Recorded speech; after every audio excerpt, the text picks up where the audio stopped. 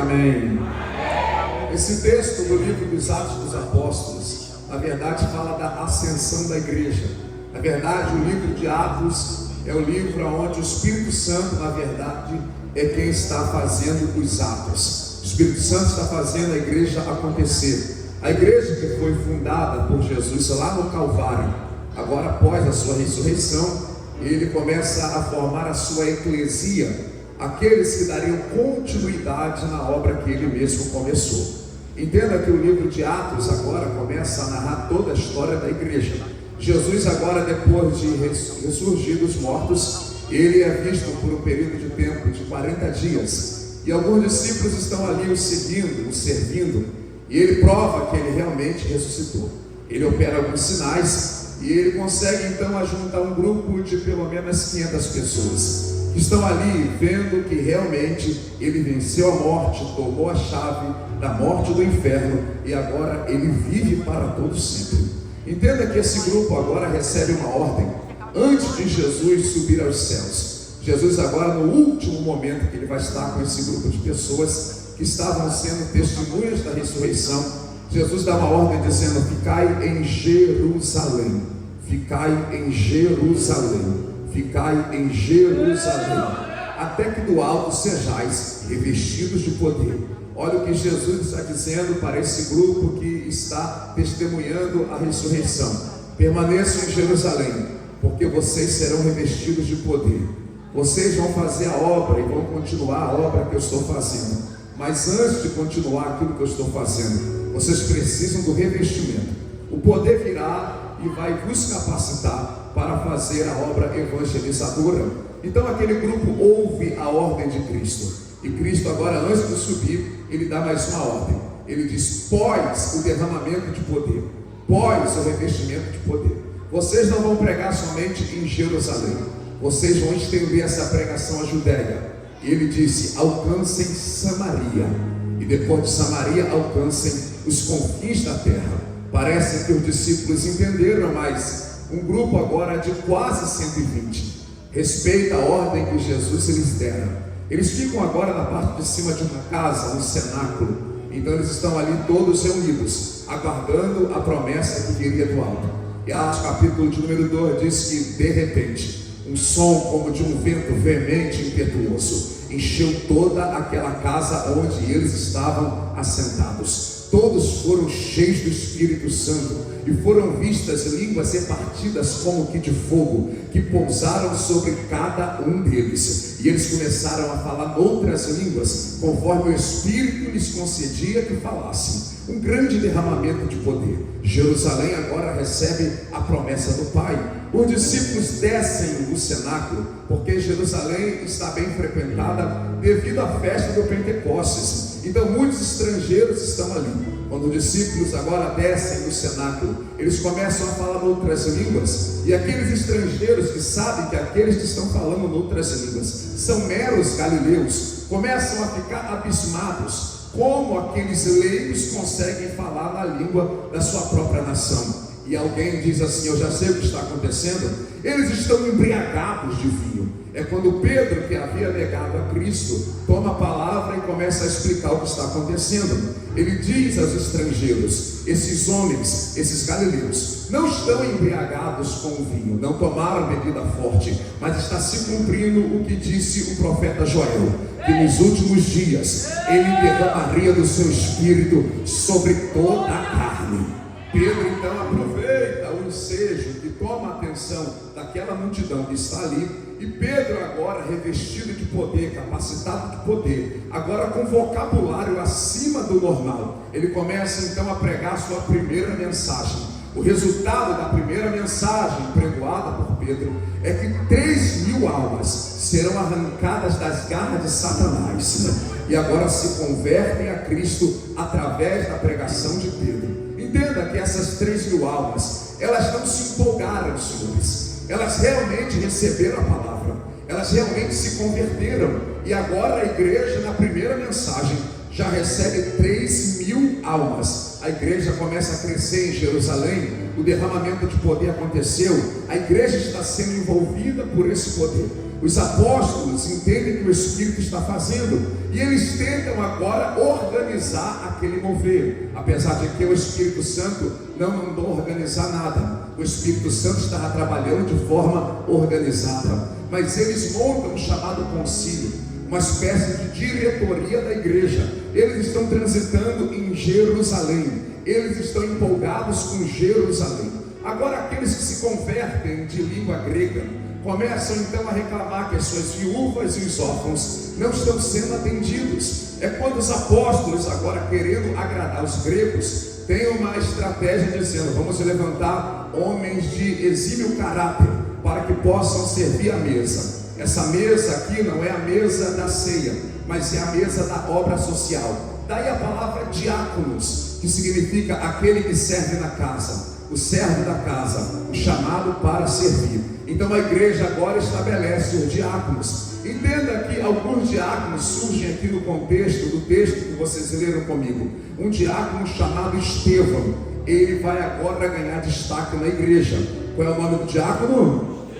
Estevão não estava trabalhando na obra social. Estevão estava agora com veemência, com autoridade, com ousadia, com intrepidez, pregando o Evangelho, falando sobre Cristo, tanto que ele vai incomodar o sistema religioso, que agora montam uma estratégia para parar o Estevão. E aqui que surge no cenário bíblico um homem que você o conhece bem, Saulo de Tarso. Ele é aquele que está agora comandando a operação para calar a voz do diácono Estevão. Ele vai cercar o Estevão, vai ameaçar o Estevão, vai tentar intimidar o Estevão, mas ninguém intimida um crente cheio do Espírito Santo. Ninguém intimida alguém cuja chama está acesa e está queimando.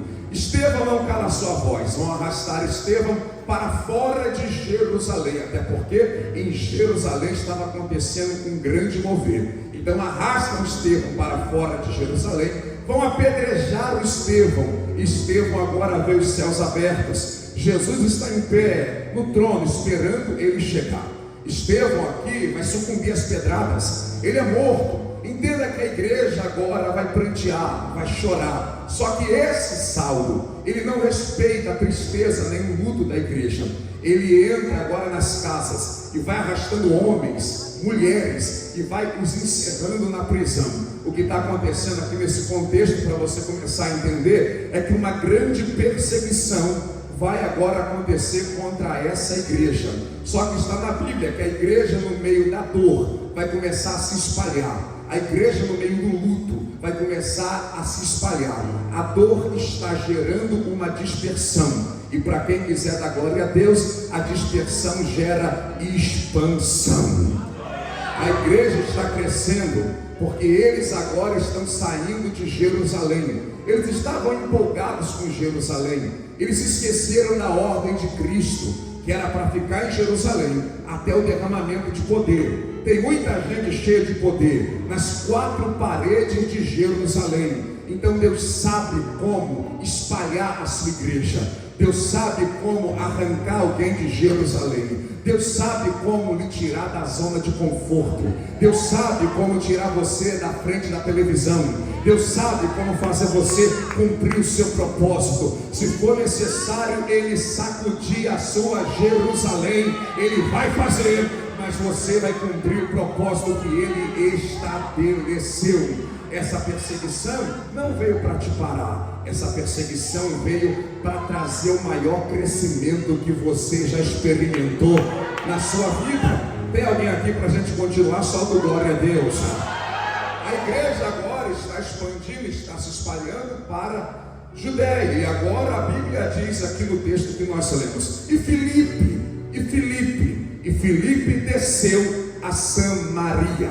Por que Samaria ganhou destaque? Lembra que Jesus dissera: preguem em Jerusalém, estendam a Judéia, mas preguem em Samaria. Então agora o crescimento da igreja está acontecendo na Judéia, mas Filipe desce em Samaria. Olhe para mim, por que Filipe desce a Samaria? Porque existia uma obra a ser feita lá em Samaria. o próprio Jesus começar essa obra. Lembra de João no capítulo de número 4? O próprio Jesus disse: é necessário passar por Samaria. E por que ele tem que passar por Samaria? Por causa daquela mulher, aquela sedenta, aquela desacreditada, aquela mulher que carregava um cântaro pesado, aquela mulher de um passado tenebroso, aquela mulher que estava amargurada no seu interior. Jesus diz que é necessário passar por causa dela. E lá vem ele, para agora sobre o poço de Jacó, aguardando a mulher chegar. E na hora sexta, ela não quer ser vista nem incomodada. Lá vem ela, cumprindo o seu protocolo, carregando aquele cântaro pesado nos ombros, com a intenção de tirar água do poço de Jacó. Pensando ela, não quero encontrar com ninguém, não quero dar satisfação para ninguém. É a mulher dos 6 relacionamentos, 5 maridos e um que não era dela. Então agora ela não quer dar satisfação da vida dela, então ela vai tirar água do poço, saciar a sua sede, para ter que voltar no poço no outro dia. Só que desta feita, ela não encontra somente o poço. Se tem alguém para dar glória a Deus, ela encontra a fonte de Israel. Sim, e agora Jesus vai quebrar o protocolo, porque a mulher é samaritana e ele é judeu. O judeu não fala com o samaritano. Mas Jesus olha para ela e diz: dai-me de beber. Perceba que ela está amarga e ela diz: como pode tu, sendo judeu, pede a mim de beber, sabendo que eu sou mulher samaritana? Ou tu não sabe que judeu não se dá com samaritano? Jesus, com toda a paciência, diz: ah, mulher, é que se tu conheceras o dom de Deus, e quem é que te diz dai-me de beber, tu lhe pedirias e ele lhe daria água viva. Entendo que ela se interessa na água de Jesus, porque ela vê a possibilidade dessa água saciar a sua sede, e ela não mais tem que voltar no poço. Então ela diz: Senhor, aonde tem essa água? Porque eu não estou vendo essa água, eu só estou vendo o poço, e não estou vendo uma caçamba nas tuas mãos para tirar água desse poço. Eu tenho experiência no poço, e o Senhor não alcança o poço, porque o poço é fundo. Na verdade, ela pensa que o poço é fundo, porque ela não conhece aquele que é profundo. Ela não sabe aquele que é profundo, que pode fazer na vida dela. Entenda, olhe para mim para você compreender. Ela recebe as águas de Jesus. Dentro dela se forma uma fonte, e aquela que tinha sede agora tem água para dar para quem tem sede. Eu vou repetir: aquela que tinha sede agora sacia a sede de quem tem sede. Ele vai usar aquela mulher para evangelizar Samaria, mas a mulher do passado tenebroso, aquela mulher dos 6 relacionamentos, aquela mulher dos 6 relacionamentos não lhe preencheram, não saciaram a sua vida. Mas para quem quiser dar glória a Deus, ela vai se encontrar com o 7º homem, aquele que não lhe julgou, aquele que não lhe criticou, mas aquele que realmente a preencheu. Olhe para mim, entenda, quando ela sai dali, ela tem água, e quem tem água dá para quem tem sede. Você não dá aquilo que você não tem. Se você tem água, você dá para quem tem sede. A Bíblia diz que ela vai pregar aos homens. Ela tem acesso aos homens, até porque ela tiver 6 relacionamentos. Então ela prega aos homens dizendo: eu conheci um homem, que se vocês conhecerem esse homem que eu conheci, vocês também vão se tornar homens. Então todo mundo quer conhecer o homem que a mulher conheceu, o que mudou a história daquela mulher amargurada e sedenta. Entenda que um grande derramar está acontecendo agora em Samaria. Aquela mulher está sendo instrumento em Samaria. Samaria está vivendo um grande avivamento. Só que o diabo fica sabendo o que está acontecendo em Samaria. E por que Filipe tem que descer a Samaria? Você leu comigo no texto: em Samaria, certo Simão, o bruxo, desceu a Samaria, estabeleceu ali o seu acampamento. O Simão agora é o instrumento de Satanás para retomar o território que está sendo evangelizado pela mulher. Só que o Simão agia com artes de magia, e todos confundiam a arte de magia com o poder de Deus. O Simão era aquele que adivinhava tudo. Na igreja do Simão adivinhava até o CPF, mas não mudava a vida de ninguém. Na igreja do Simão revelava a identidade, mas não transformava o caráter de ninguém. Na igreja do Simão revelava o endereço e até a cor do muro, mas não se convertia ninguém. E os demônios não eram expulsos com a pregação do Simão. Só que o Simão agora vai furtando o coração de toda a Samaria. Agora o Simão está enganando a todos, do maior maior ao menor, e todos olham para aquele bruxo e dizem: este é o grande poder de Deus. Sempre que Deus estiver fazendo algo em um lugar, o diabo vai enviar um Simão para atrapalhar. Mas eu vim aqui profetizar: se o diabo tem um Simão, a igreja ainda tem Filipe. Se o diabo tem um bruxo, a igreja ainda tem um profeta. E deixa eu ver se tem algum no culto aqui nessa noite para abrir a boca e soltar o glória para Deus. O Espírito Santo está dizendo: desce, Filipe, desce, porque Simão bruxo está retomando o território em Samaria. Olhe para mim para você entender. O mundo espiritual é tão real quando eu falo contigo. Os demônios são territoriais. Eles não querem perder o território. Na verdade, eles trabalham baseados em territórios. Lembra que Paulo nos ensinou sobre essa organização, a hierarquia que acontece no mundo espiritual? Ele falou sobre os principados, que são demônios de governo, que regem em determinado território, em determinada região. Deixa eu tentar te explicar para você entender. Quem conhece um pouquinho de batalha espiritual, comece a orar comigo a partir daqui. Cada território existe o seu principado, aonde ele estabelece um nível que ele vai exercer o domínio naquela região. Cada região tem o seu governo maligno. O demônio que tenta estabelecer os seus níveis em Mesquita não é o mesmo que tenta estabelecer o seu nível em Nova Iguaçu, que é uma cidade vizinha. Não é o mesmo que trabalha lá na capital do Rio de Janeiro. Cada território tem a entidade que rege sobre aquele lugar. Eles estabelecem níveis de prostituição, eles estabelecem níveis de latrocínio, de mortandade, eles estabelecem níveis da soberba humana, eles estabelecem um nível e trabalham da forma que eles querem que aconteça na localidade. Eles são capazes até de influenciar o governo político da região. Eles são capazes também de aprisionar famílias, estabelecendo o seu território em famílias. A Bíblia nos ensina que eles podem aprisionar uma família até a 4ª geração. Eles aprisionam o bisavô, aprisionam o avô, aprisionam o pai e aprisionam o filho, e vão repetindo esse ciclo. Há um tempo atrás, você vai entender comigo com clareza, nós íamos lá fazer uma consulta no médico. O médico olhava, pastor Bruno, e dizia assim: olha, o que é que você tem? Você falava dos sintomas, ele ia prescrever a medicação, você ia para a sua casa. Hoje, quando você senta na frente de um médico, a primeira coisa que ele fala para você, depois que você fala os sintomas, é o seguinte: quem da tua casa morreu dessa doença?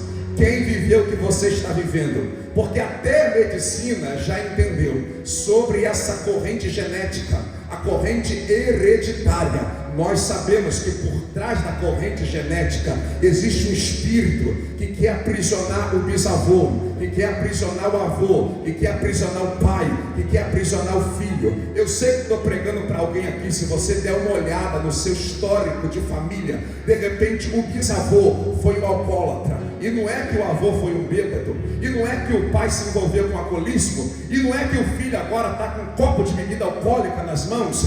É o diabo dizendo: eu vou dominando toda a família. Se você der uma olhada lá para o bisavô, de repente o bisavô era um drogado, e não é que o avô também foi um drogado, e não é que o pai também se envolveu com coisas ilícitas, e não é que o filho agora já está com cigarro entre os dedos. É o demônio dizendo: eu vou estabelecendo o meu ciclo, eu vou demarcando o meu território. De repente eu estou pregando para alguém aqui que o diabo lá na vida do bisavô, ele provocou o divórcio, e não é que também na vida do avô o divórcio aconteceu, e não é também que na vida do pai o divórcio se repetiu, e de repente tem alguém aqui que você está à beira do divórcio. De repente, se você der uma olhadinha lá atrás, você vai ver que o bisavô foi miserável, não conseguia alcançar nada a nível profissional, e não é que se repetiu na vida do avô, e não é que a porta também ficou fechada para o pai, e hoje você está enfrentando o mesmo ciclo. O diabo dizendo: eu vou fazendo o ciclo se repetir de geração em geração. Só que eu vim na autoridade do nome de Jesus, dizendo que você vai vencer o demônio do bisavô, você vai vencer o demônio do avô, você vai vencer o demônio do pai, você vai quebrar essa corrente hereditária. O ciclo não vai se repetir no seio da tua família. Me ajuda que eu vim para a guerra hoje. Coloca a mão no ombro do vizinho, sacode ele, acorda ele e diga para ele: Deus está te levantando para quebrar essa corrente. Deus está te levantando para vencer o demônio do bisavô. Deus está te levantando para vencer o demônio do avô. O demônio que agiu na vida dos teus pais não vai continuar agindo na sua vida. Deus está te levantando para quebrar esse ciclo.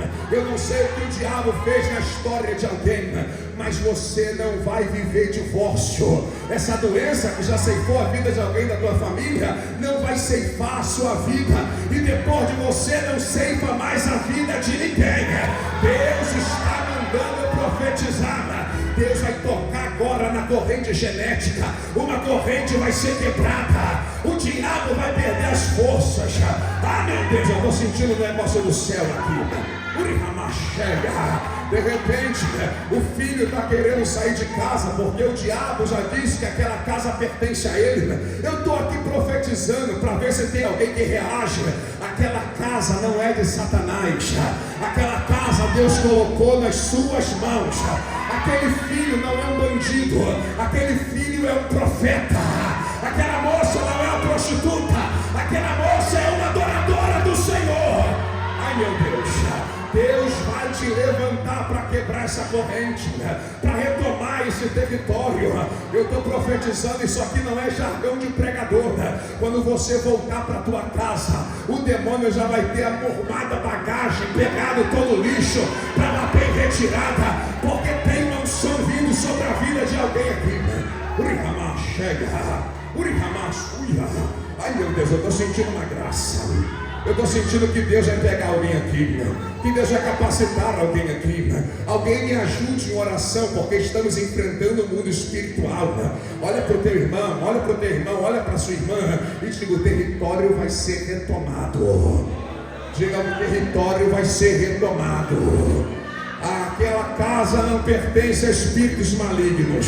O território vai ser retomado.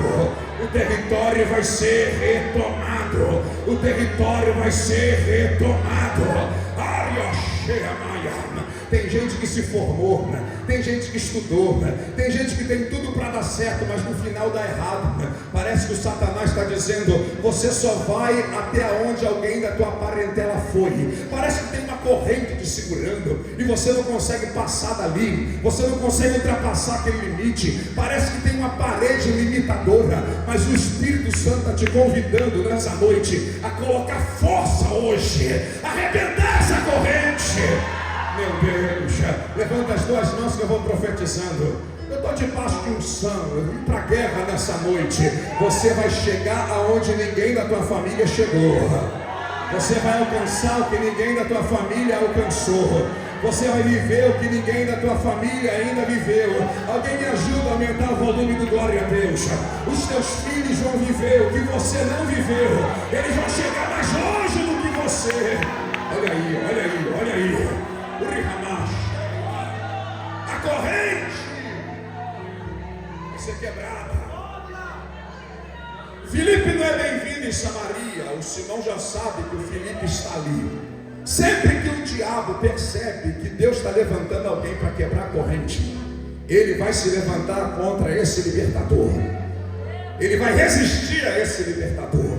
E é por isso que talvez você não está entendendo porque você está passando tanta luta. Talvez você não está entendendo por que você está enfrentando tanta pressão e tanta opressão. É porque o Satanás já sabe que tem um óleo sobre a sua cabeça. Ele já sabe que você tem uma mentalidade diferente. Ele já sabe que o poder de Deus te revestiu e você está capacitado para quebrar a corrente. Tem alguém me ouvindo aqui? Quer ver como é que eles são territoriais? Lembra quando Jesus ele precisa ir a Gadara? Tem um homem lá amarrado no túmulo. Tem um homem desfigurado, um homem desacreditado, um homem que mora no cemitério. E quando Jesus chega em Gadara e vai agora expulsar os demônios daquele rapaz, olha o que os demônios dizem na boca do rapaz: nós vamos sair da vida do rapaz, mas não nos retire desse território. Nós trabalhamos aqui, Jesus. Se nós estivermos agora em outro território, já existem outras entidades trabalhando lá. Então nos permita ficar aqui. Mas Jesus não foi a Gadara para tomar café. Jesus foi para retomar o território. Quem crê que ele está chegando em Gadara?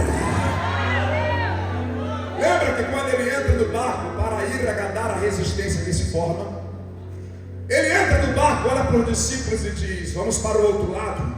Os discípulos agora não sabem do que vai acontecer do outro lado, mas uma batalha vai ser travada do outro lado. Jesus agora entra no barco, desce a parte de baixo do barco, e está na Bíblia que Jesus vai dormir no barco. E por que ele está dormindo? Vai acontecer uma batalha espiritual. Quem conhece um pouquinho de batalha espiritual sabe que isso provoca desgaste no corpo físico. Então ele está descansando porque ele sabe que ele vai enfrentar uma batalha. Até quando ele dorme tem propósito. Tem alguém aqui nessa noite? E aí ele está dormindo na parte de baixo, e no meio daquela navegação indo para Gadara, a Bíblia diz que uma grande tempestade, de repente, algo inesperado, começa a açoitar aquele barco. Os discípulos, que são profissionais do mar, perdem o controle da embarcação, e a água começa a entrar no barco, começa a bater no barco. Está no texto, e a água batia e batia. Esse bater aqui é epibalo, bater para quebrar, bater para despedaçar. Entenda? Parece que a água está entrando, o barco vai a pique. Alguém está dizendo: Jesus não acorda? Será que ele não está vendo o que estamos vivendo? Será que ele não está vendo que o barco está quase ruindo? Será que ele não está vendo que a gente vai andar? E Jesus está dormindo e o barco enchendo de água. Jesus dormindo e o barco enchendo de água. Jesus dormindo e o barco enchendo de água. Os trovões suando e Jesus dormindo. E tomara que alguém entenda que tempestade nenhuma é capaz de acordar Jesus. Porque problema nenhum é capaz de inquietar Jesus. Não espere que o teu problema faça ele se levantar. Ele não se levanta por causa de um problema. Então o barco agora parece que vai afundar, e alguém entende o que faz ele se levantar. E se você também entender, solta glória para Deus. Está na Bíblia que alguém clamou. Aí quando clamou, ele se levantou.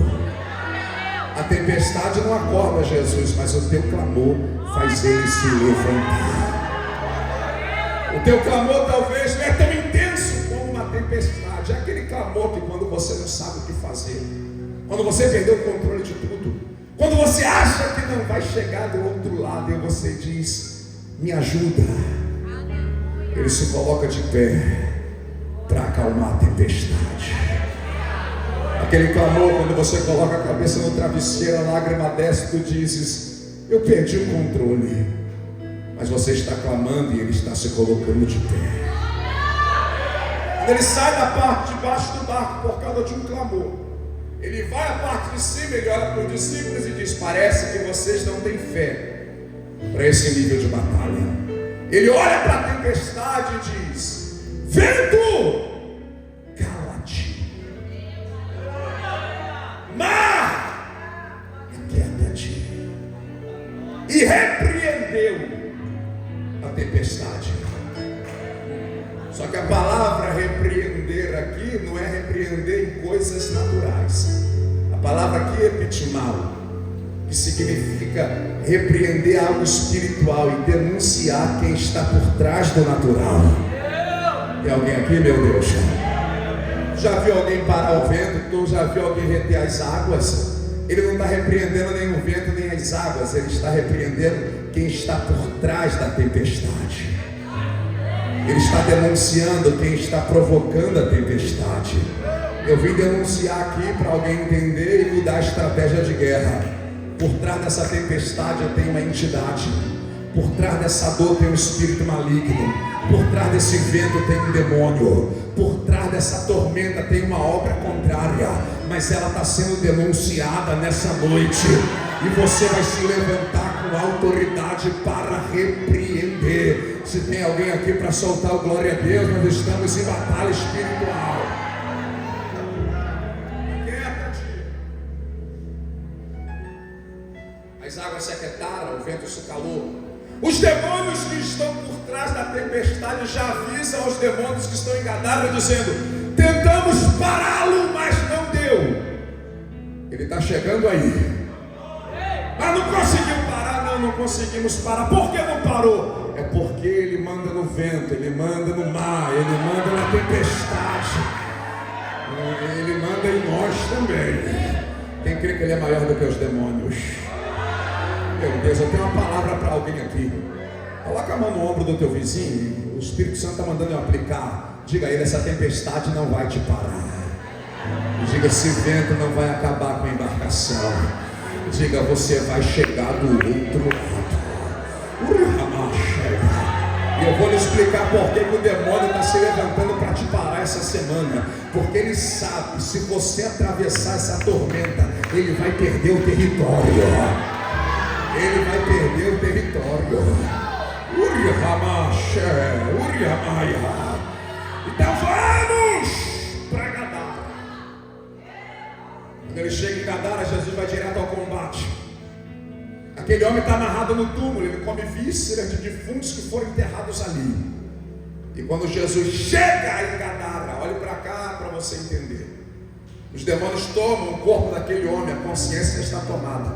Aquele homem que se machuca, aquele homem que se corta com pedras, aquele homem condenado pela sociedade, aquele homem desacreditado por todos de Gadara, aquele problemático. Mas se tem alguém para dar glória a Deus, Jesus só vai a Gadara por causa dele.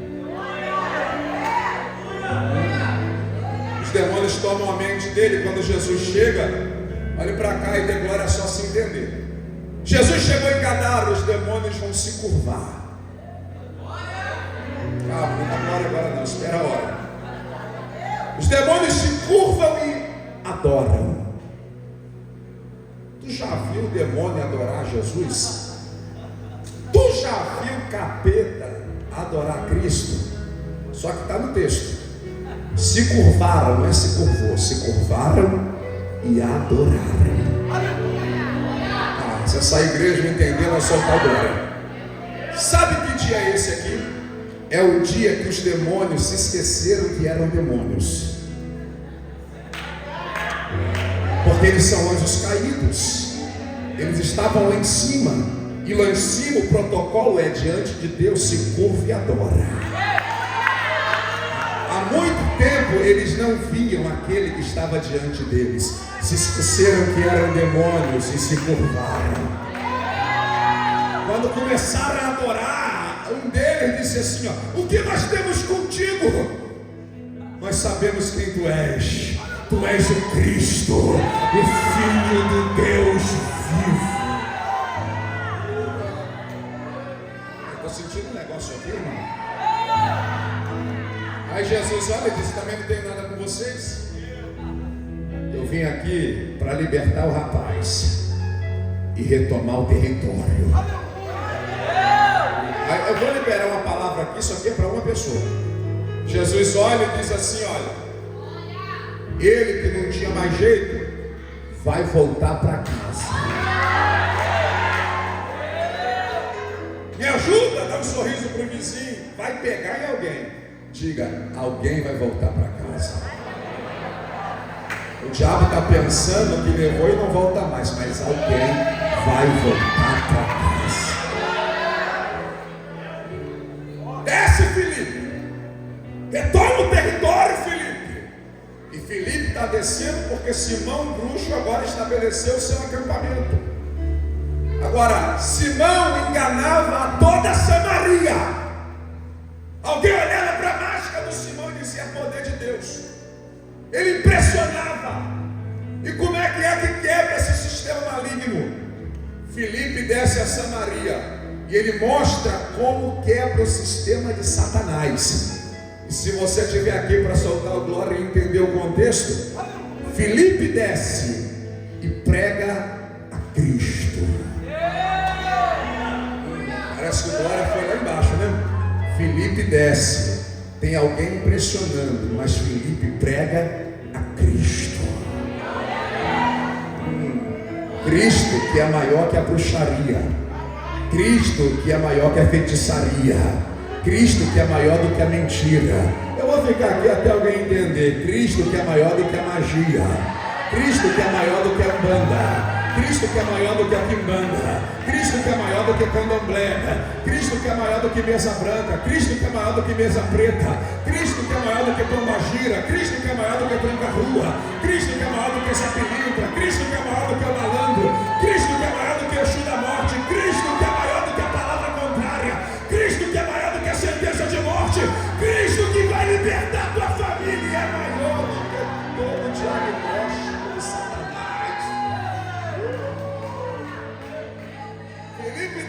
prega a Cristo.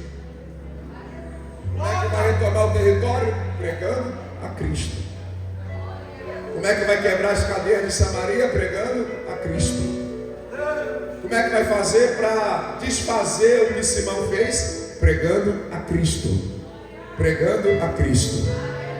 Eu vou ficar aqui, pregando a Cristo. Pregando a Cristo. Pregando a Cristo. Pastor, não sei mais o que fazer. Estou me dizendo o que fazer. Você vai pregar a Cristo. Você vai falar de Cristo.